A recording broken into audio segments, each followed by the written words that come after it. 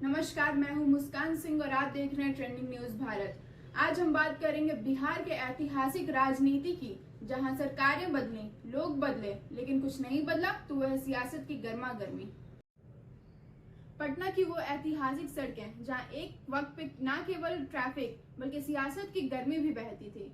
बिहार विधानसभा जहां फैसले लिए जाते हैं, सरकारें बदलती हैं और सियासत का तूफान उमड़ता है। इसी बिहार विधानसभा के इर्द गिर्द लहराते हैं दो किरदारों की कहानियां। ये किरदार हैं लालू प्रसाद यादव और नीतीश कुमार।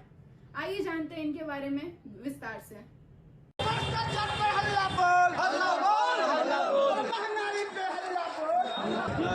नौकरी दो और रोजगार दो और पलायन रोको यात्रा जो भीतरवा गांव से शुरू हुआ।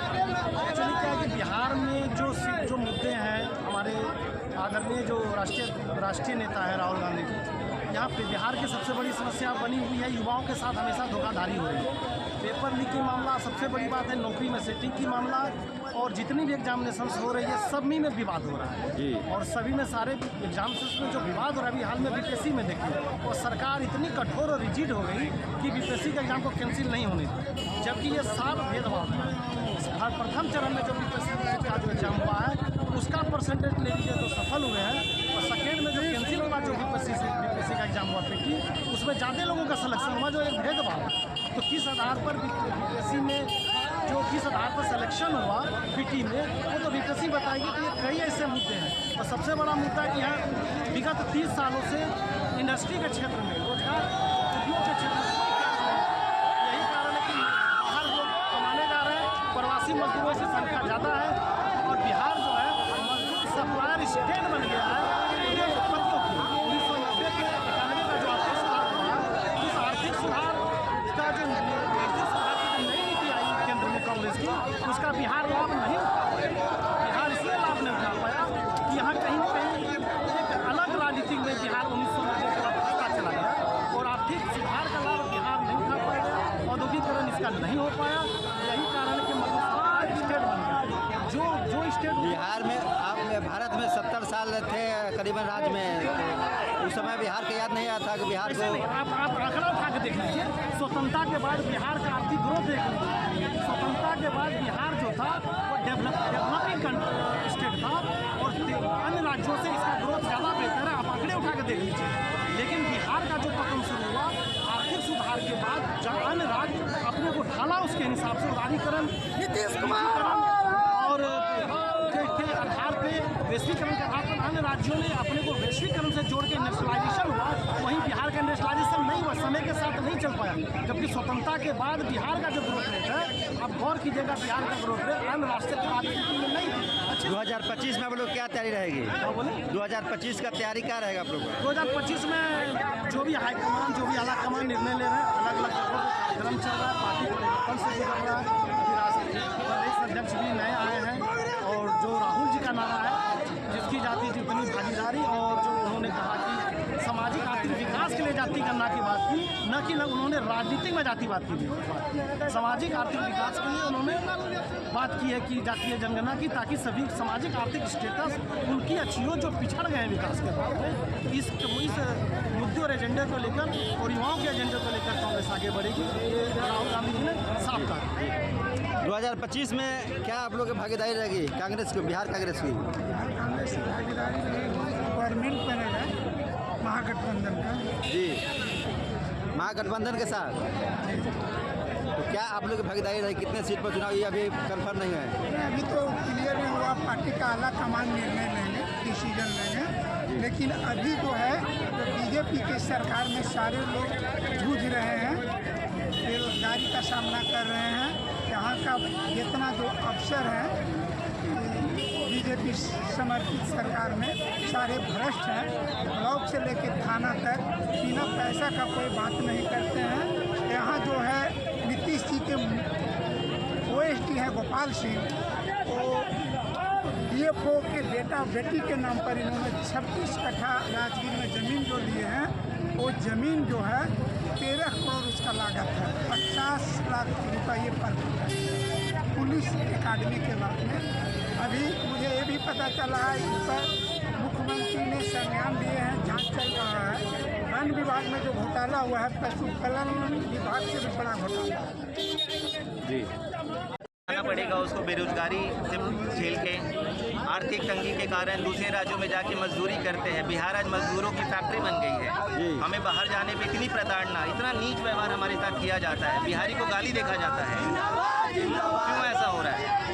ऐसा इसीलिए हो रहा है क्योंकि यहाँ वो अपॉर्चुनिटी, यहाँ वो समाधान नहीं है कि हमें नौकरी मिले। यहाँ इंडस्ट्रीज़ नहीं है कि यहाँ के बिहार के युवा प्राइवेट सेक्टर में जॉब कर ले। गवर्नमेंट सेक्टर का तो भूल ही जाइए।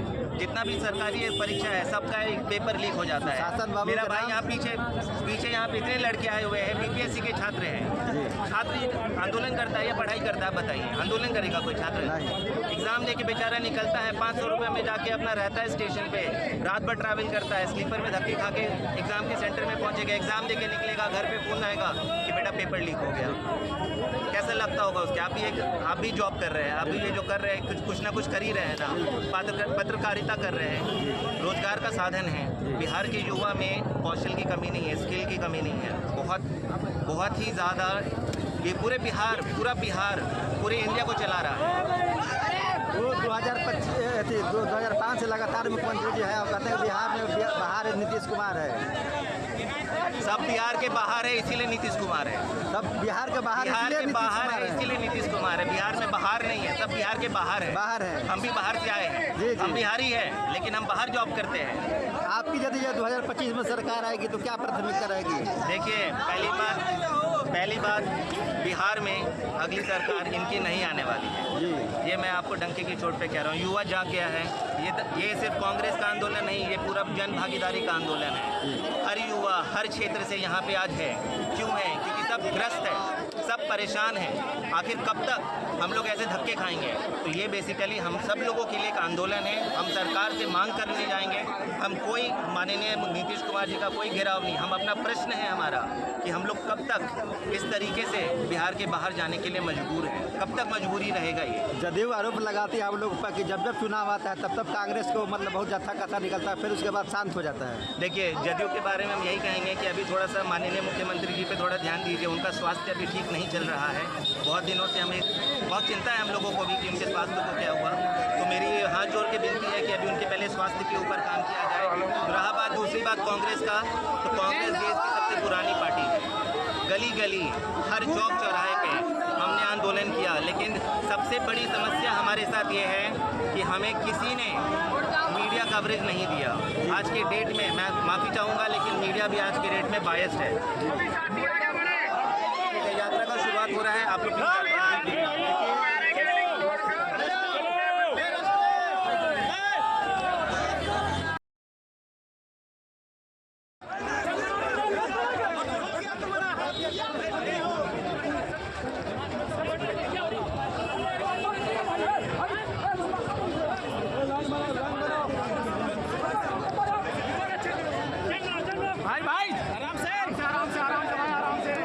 कहेंगे आज यहाँ से तथाकथा सब आप लोग निकले हैं, कहाँ तक जाएंगे? हम लोग यहाँ से आज मुख्यमंत्री का घेराव करेंगे। जी, हम लोग का जाने का मकसद ये है कि जो बिहार में जो जवानों के साथ बेरोजगारी बढ़ रही है, उनके नौकरी के नाम पर ठगी हो रही है, नौकरी के नाम पर लोगों को उकसाया जा रहा है, नौकरी के नाम पर डोनेशन ले के पैसा ले के सेटिंग करके नौकरी दे दिया जा रहा है। और जो पढ़े लिखे अच्छे शिक्षित नौजवान हैं आज वो बेरोजगार है। अपने बेरोजगारी के बिना पर बिहार से पलायन करके दिल्ली मुंबई की तरफ जा रहे। इसी बिना पर हम लोग आज मुख्यमंत्री का घेराव करेंगे।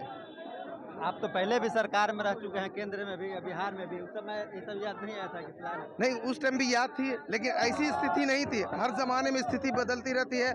आज बेरोजगारी दर इतना घट गया है कि आज बिहार की जनता और ख़ास करके लॉकडाउन से बिहार के हर घर में बेरोजगारी बढ़ गई है। इस पर आज भी सरकार, न केंद्र सरकार न राज्य सरकार ध्यान दे रही है। मेरा नाम मोहम्मद मेहताब आलम, बिहार शिफ्ट से मैं आया हूँ।